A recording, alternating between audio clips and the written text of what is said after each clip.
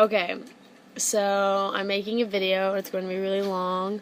I'm reading this book called The Genuine Faith. It's by my old professor, because I don't know if you know this, but I was a biblical studies minor in college, and I had this one professor, and he was like a genius of all geniuses, and he wrote this book, and I had to write a report on it, which means that I should have read it, but I didn't. I just read like some of it because I didn't have time, and I wrote my report on it, but I kept this textbook because I wanted to read it, and so I've been reading it, and there was this part about he writes it about the Gospels, and there's this part about Jesus, it's not the parable, but of Jesus walking on the water, and about Peter when Peter gets out of the boat. I don't know if you're familiar with that story, but I was going to read this to you, and it's like a page and a half long,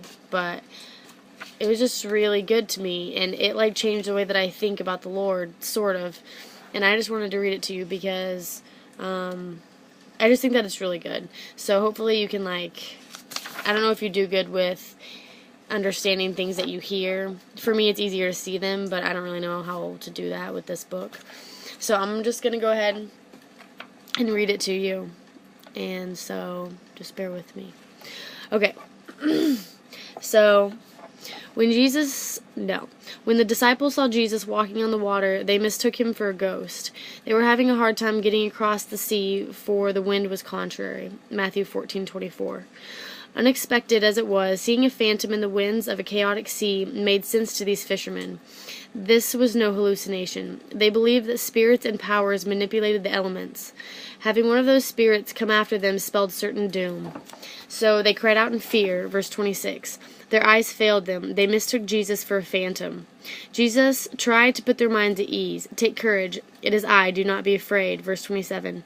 The last time the 12 were in a boat, troubled by bad seas, their cowardice prevented them from trusting Jesus. Jesus, in the midst of a storm, chided the disciples for their lack of faith. This time, things were different. The 12 were not in danger. Jesus was not with them in the boat. In the midst of a storm, a word of encouragement comes rather than a lesson of faith. Jesus assumes that their lack of courage was due to their inability to see him for who he really was. Notice the progression. Number 1, take courage. Because. 2, I'm here. Therefore. 3, do not be afraid. The problem is as it was before. The 12 disciples aren't sure who they are dealing with. Peter asks, Lord, if it is you, command me to come to you on the water. Verse 28. How's that for a bold assertion, a confident profession of faith? Peter's request is not based on a wholehearted endorsement of the phantom's claim. His notion, to go out walking on the water, looks more like a test to unmask the ghost's deception than a declaration of unfettered faith.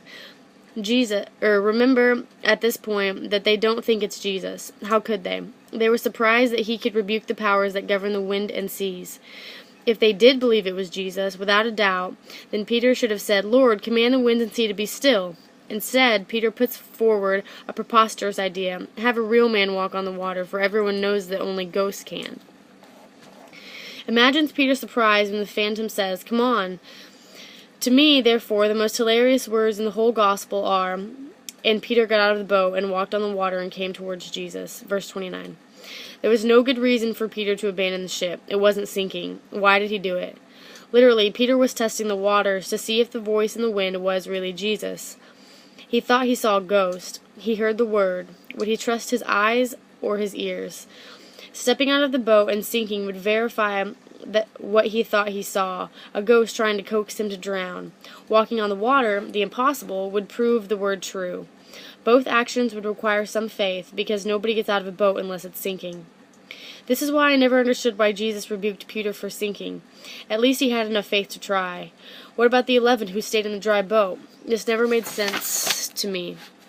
What Jesus should have said was, Attaboy, Peter, at least you gave it a shot. If Peter sank because of his little faith, then the men in the boat deserved the harsher rebuke for having no faith at all. Yet Peter's experience was based on sights and sounds. He walked because he believed what his ears heard, and he sank because of what his eyes saw. But I don't believe Jesus chastised Peter because his feet failed him. True, the story does say that after Peter took notice of the wind and fear overwhelmed him, then he began to sink. In this respect, Lord save me is a legitimate request, but that's the point I want to contend with. Once Jesus grabbed Peter and lifted him out of the water, he said, "O little faith, why did you doubt?" The question I would ask is, what did Peter doubt?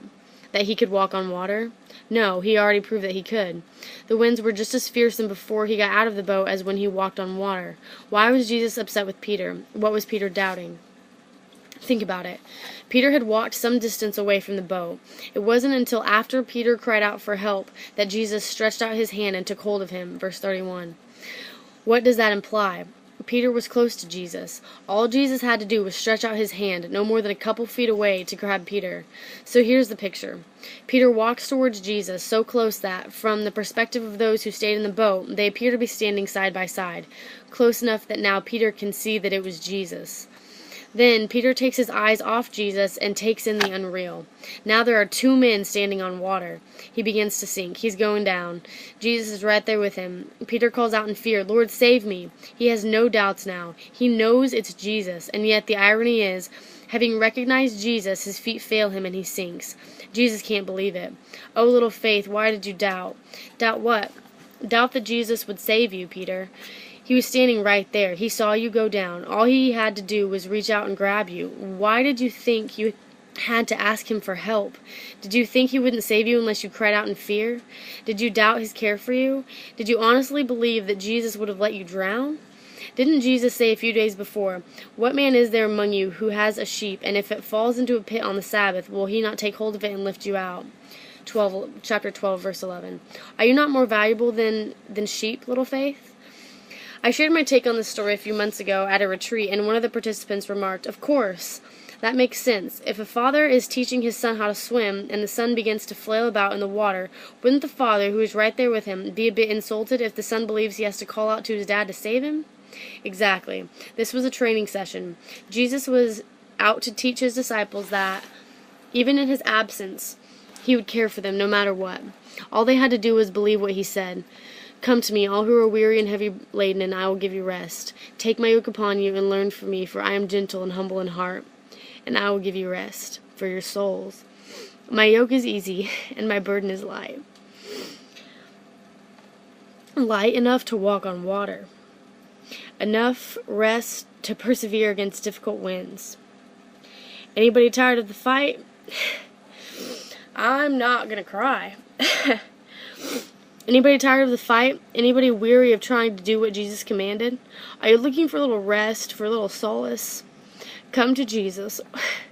Walk on the waters of your battle.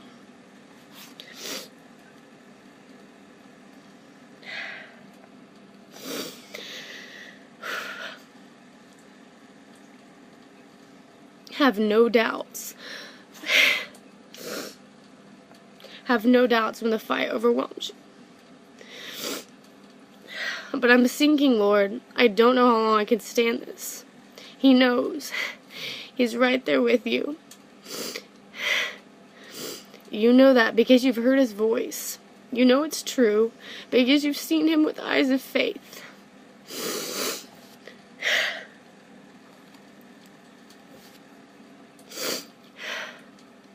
You don't have to cry out in desperation.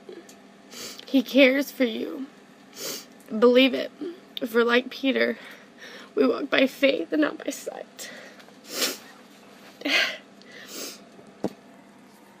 I'm sorry if you couldn't understand that last bit, but that was just really good to me. That we don't have to cry out in fear. We don't have to cry out in fear and desperation because the Lord cares for us. I'm sorry that I lost it. I hope that spoke to you. I love you, and I hope that I can see you soon, and I'm praying for you.